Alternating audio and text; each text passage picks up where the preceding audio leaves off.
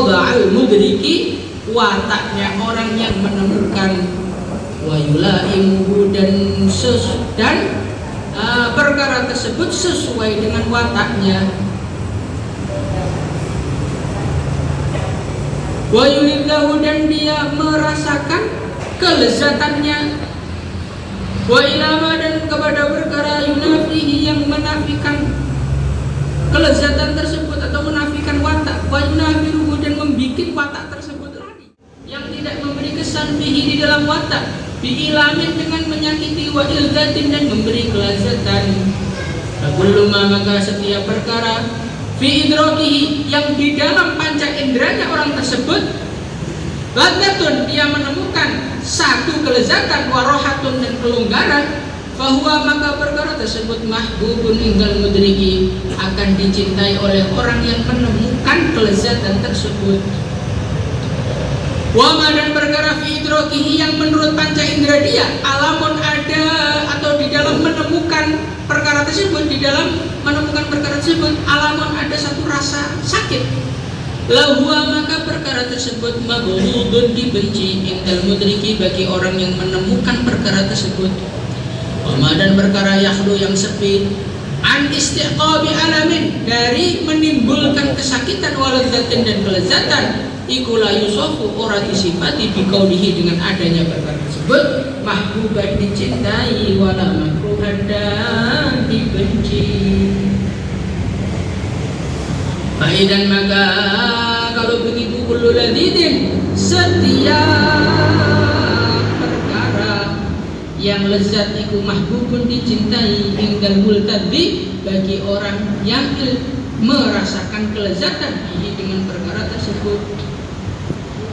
Wa makna qaulihi mahbuban dan makna adanya perkara tersebut mahbuban dicintai adalah anna fi tab'i bahwasanya di dalam watak mailan ada satu kecondongan ilaihi kepadanya.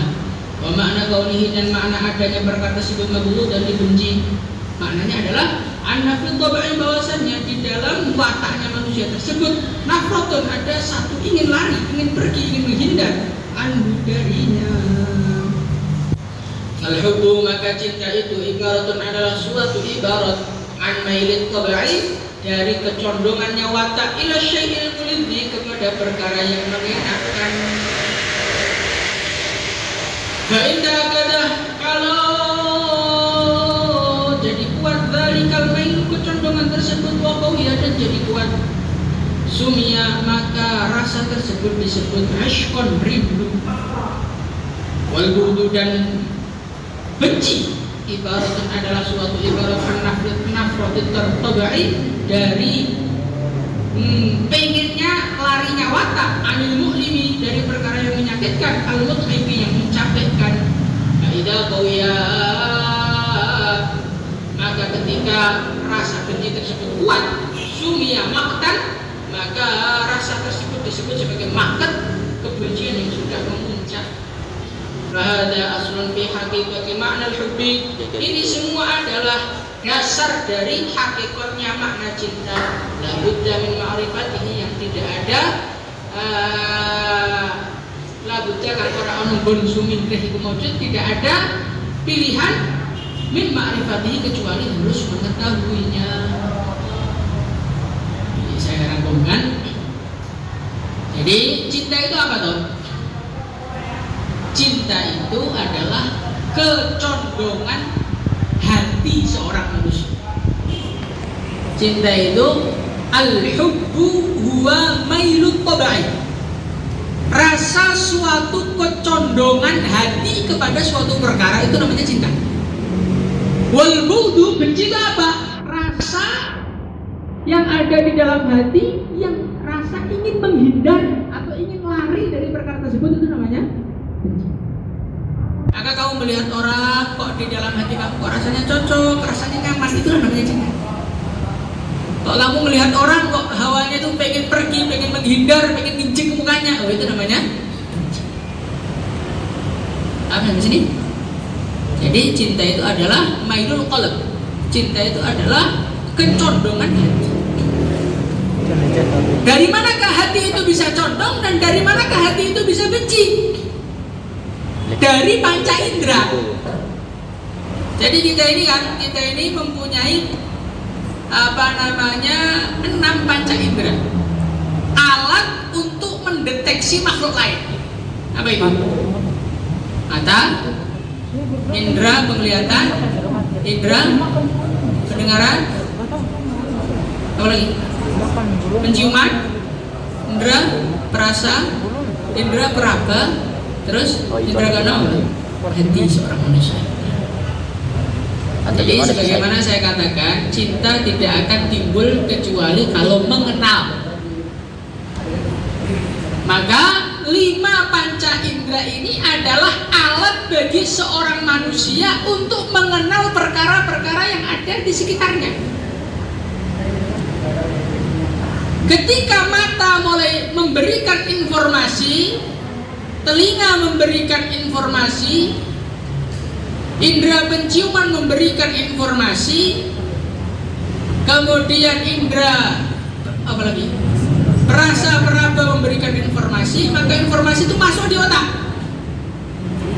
Setelah masuk di otak, sama otak diproses.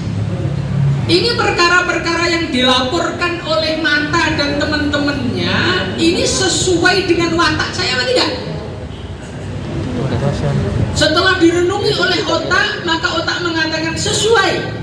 Ketika otak mengatakan sesuai, maka saat itulah hatimu akan condong dengan perkara tersebut. Ketika mata, kuping, telinga laporan dan otak merenungi, memikirkan, oh ini adalah sesuatu yang nggak sesuai dengan watak saya, maka otomatis hati kamu akan membenci perkara tersebut. Dan setiap orang itu wataknya berbeda-beda. Contoh, kamu itu adalah seorang yang wataknya senangnya pedes. Maka ketika kamu mencicipi makanan, lidahmu laporan, ini makanan manis. Maka laporan tersebut dilaporkan ke otak. Otak, ini ada makanan rasanya manis. Otakmu reses, oh watak saya ini gak suka manis. Watak saya ini sukanya pedes. Maka secara otomatis hatimu mengatakan, saya tidak suka dengan makanan ini. Paham gak sini? Paham. Jadi cinta itu adalah kecondongan hati. Dan dari mana hati itu bisa condong kepada suatu perkara? Hati itu bisa condong kepada suatu perkara karena perkara tersebut itu adalah perkara yang cocok dengan wataknya. Sekarang kamu renungi dalam kehidupan. Dalam kehidupan kita ini, kalian mesti punya hobi masing-masing. Punya hobi masing-masing, punya kesukaan masing-masing. Maka kamu rasakan, yang saya sukai sekarang itu disukai oleh Allah, Pak. Yang saya sukai sekarang itu disukai oleh baginda Nabi, apa enggak? Yang saya sukai sekarang itu musuhnya Allah, apa kekasihnya Allah? Kok ternyata kita ini lebih mengidolakan artis, katakan begitu. Kok kita ini rasanya lebih senang jalan-jalan daripada zikir di masjid? Oh, berarti watakmu bermasalah. Watakmu ada indikasi, ada kecocokan dengan musuh Allah, tidak cocok dengan kekasih Allah, ini ada masalah. Maka dari itu kita ini harus membenahi watak kita. Karena pada kenyataannya kita ini lebih senang tidur daripada ngaji, kita ini lebih senang jalan-jalan daripada wiritan. Padahal itu kan sebetulnya wiritan itu semua perkara nikmat bagi orang yang wataknya normal. Ya kita ini wataknya hari ini tidak normal. Allahu Akbar. Inilah namanya cinta. Cinta itu adalah kecondongan hati. Dan hati itu bisa condong karena berdasarkan laporan dari apa? Setelah kita mengetahui cinta itu apa, maka kita perlu mengetahui sebabnya orang jatuh cinta itu apa. Maka Imam Al-Ghazali rahimahullah ta'ala beliau menerangkan, manusia itu adalah makhluk yang pengen hidup selamanya. Kamu pengen mati atau hidup? Pengen hidup kan? Maka segala sesuatu yang mendukung hidupnya manusia, ini manusia mesti senang. Contoh makan. Orang tuh kalau nggak makan gimana? Mati. Orang kalau nggak minum mati. Orang nggak istirahat mati. Maka karena makan, minum, istirahat ini adalah sesuatu yang memperpanjang hidupnya manusia, manusia mesti senang tidur, senang makan, senang minum. Kemudian penyebab cinta yang kedua, yang pertama penyebab cinta itu adalah segala sesuatu yang memperpanjang hidupnya manusia itu mesti dicintai oleh manusia. Gak bisa tidak. Karena apa? Karena manusia itu adalah makhluk yang pengen hidup selamanya. Maka segala sesuatu apapun, sekecil apapun yang mendukung untuk memperpanjang hidupnya, dia mesti akan cinta. Kemudian yang kedua, penyebab seorang itu cinta adalah ikram, ihsan. Maka ada pepatah di dalam bahasa Arab, al-insan abdul ihsan. Manusia itu mesti akan mencintai orang yang berbuat baik sama dia. Nggak bisa tidak. Karena apa? Karena perbuatan baik seseorang kepada kamu, kamu dibelikan sate, kamu dibelikan panggang, itu semua adalah sesuatu yang bermanfaat kepada kamu. Maka otomatis manusia itu mesti akan cinta kepada orang yang berbuat baik. Kemudian yang ketiga, sebab cinta yang ketiga itu apa? Keindahan. Allah Subhanahu wa ta'ala sudah menjadikan watak seorang manusia itu mesti senang indah. Maka kalian lihat wanita cantik dengan jelek, cinta mana? Nah, cinta yang mana? Cantik itu sepakat, tapi kalau jelek itu relatif. Kata siapa cantik relatif? Enggak. Jadi manusia itu memang oleh Allah Subhanahu wa ta'ala disetting wataknya itu selalu senang dengan keindahan. Maka orang yang indah, orang yang ganteng, orang yang cantik itu secara umumnya itu mesti lakunya nikah lebih cepat. Secara umumnya. Adapun yang jelek nikah itu mesti karena hilaf salah satu dari keduanya.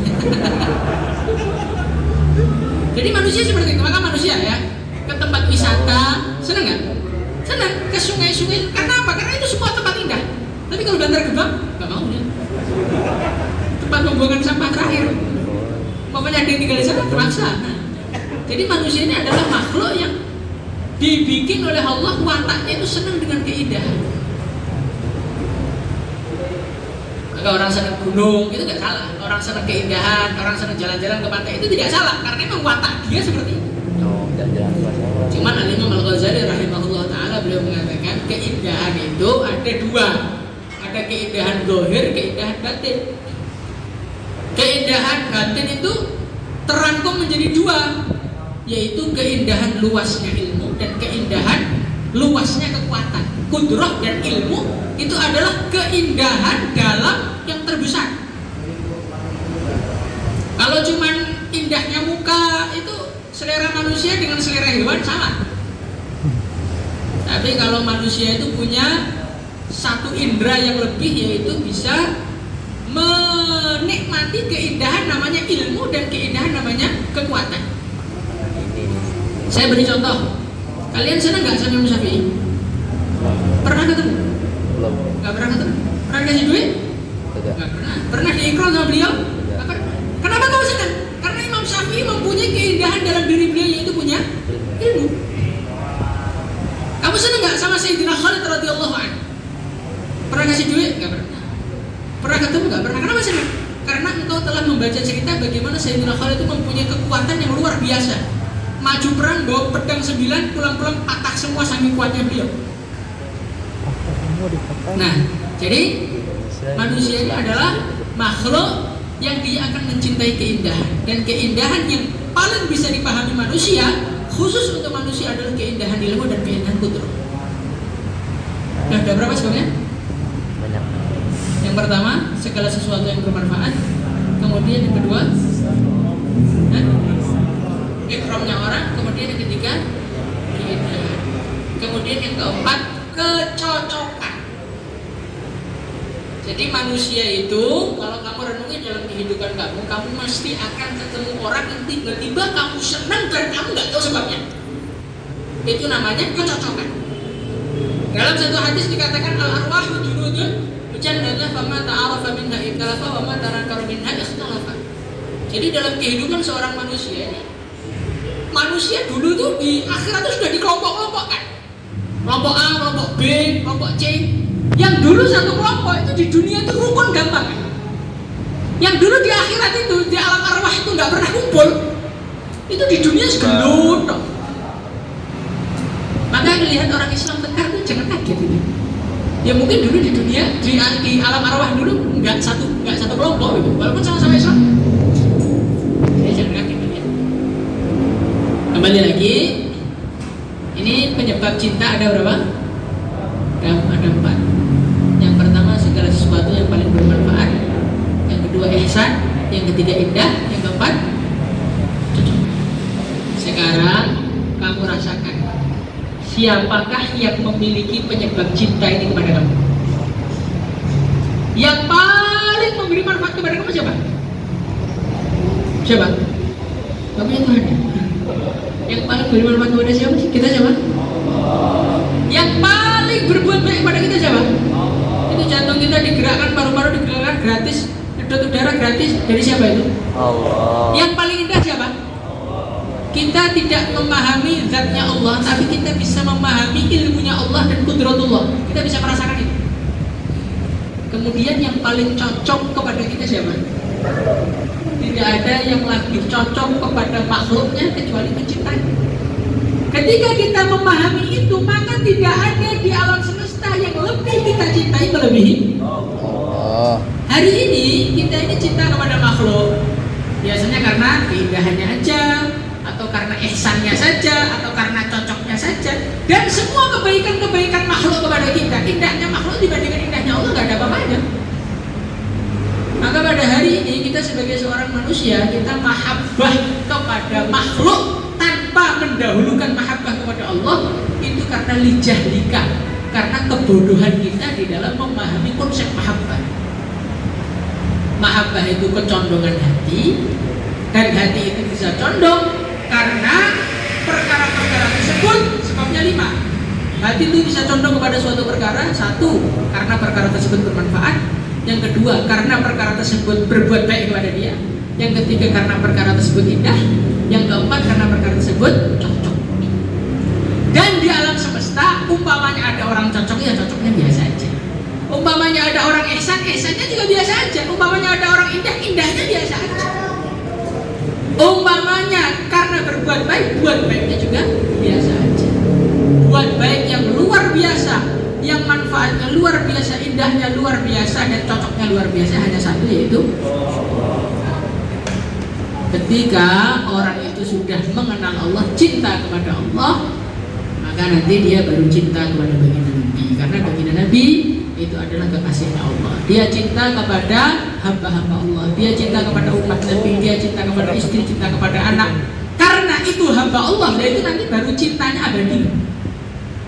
Cinta yang tidak didasari melewati cinta dulu kepada Allah, itu nanti akan menjadi cinta yang menyakitkan. Dikatakan di dalam satu hadis, malaikat Jibril pesan kepada baginda Nabi, wa ahbib man syi'ta fa innaka mufariq. Cintailah siapa aja, kalian nanti mesti akan pisah dengan yang kamu cintai. Sehingga ada pepatah, laisal firaqu kuntu bakiyan walakinnal liqa'u kuntu nadiman. Bukan perpisahan yang aku tangisi, tetapi perjumpaan yang aku sesali. Jadi sebuah cinta apapun, semua cinta apapun, cinta sama anak, cinta sama istri, cinta sama duit, cinta sama mobil, cinta sama siapa aja, kalau semua itu tidak melewati dulu cinta kepada Allah, maka semua itu tidak akan abadi. Dan perpisahan di saat kita pernah cinta itu lebih menyakitkan dengan perpisahan ketika kita tidak ada rasa. Anda dulu di depan berapa manusia yang melewati Anda, meninggalkan Anda, ada rasa? Biasa aja. Kenapa? Karena nggak pernah cinta. Tapi ketika kita ditinggalkan oleh istri kita, ditinggalkan oleh kawan pondok yang paling senang tahu-tahu tengkar, itu sakit sekali. Maka dari itu jangan pernah mencintai makhluk kalau belum mencintai penciptanya. Cintailah dulu penciptanya, dan cintailah hambanya karena berdasarkan perintah sang pencipta. Ketika cinta itu adalah cinta yang didasari karena Allah Subhanahu wa taala, maka cinta itu akan menjadi kekal yang selama-lamanya. Wa may yuti'illah war rasul faulaika ma'al ladzina an'amallahu 'alaihim. Kenapa? Orang-orang iman tuh kok bisa bersama Nabi, bersama para syuhada, bersama para rasul? Karena mereka itu punya cinta kepada mereka. Al-mar'u ma'a man habba. Orang tuh akan bersama dengan orang yang dia cintai. Kenapa? Orang iman bisa kumpul dengan orang-orang soleh? Karena mereka itu cinta dulu sama Allah, kemudian cinta sama orang lain. Nah, inilah yang perlu kita bangun dalam kehidupan kita. Jangan cinta itu kepada makhluk langsung, tetapi harus melalui Tuhan. Insyaallah ya. Kalau kita cinta melalui Tuhan dulu, nanti cinta kamu tuh awet. Cinta kamu tuh awet. Kamu cinta kepada istrimu karena cantiknya, gak awet kan? Wanita itu secantik apapun, sebulan, 2 bulan, 3 bulan paling udah bosan juga, ya kan? Sampai umpamanya Anda bertahan sampai hari ini kalau alasannya cinta, alasannya kecantikan itu karena belum ada yang lain aja. Jujur aja, gak usah sok setia lah laki-laki. Kita sama-sama laki-lakinya kok. Laki-laki itu kalau mencintai karena kecantikannya, ya kecantikan itu akan mudah. Kalau mencintai itu karena akhlaknya, ya akhlak itu bisa aja berubah. Ada satu perkara yang gak akan bisa berubah, apa itu? Hamba. Kalau kita mencintai karena dia itu hamba Allah, mau sampai kapan dia hamba terus, maka cinta itu akan awet. Ini cinta karena apa?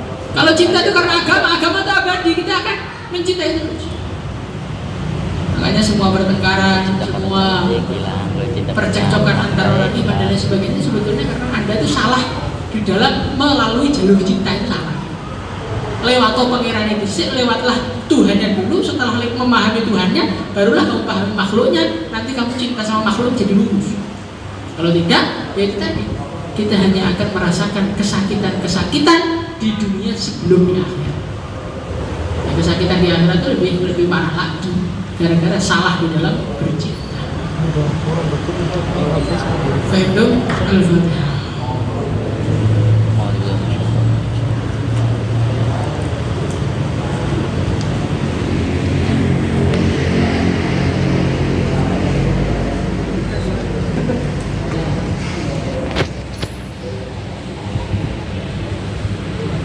Gitu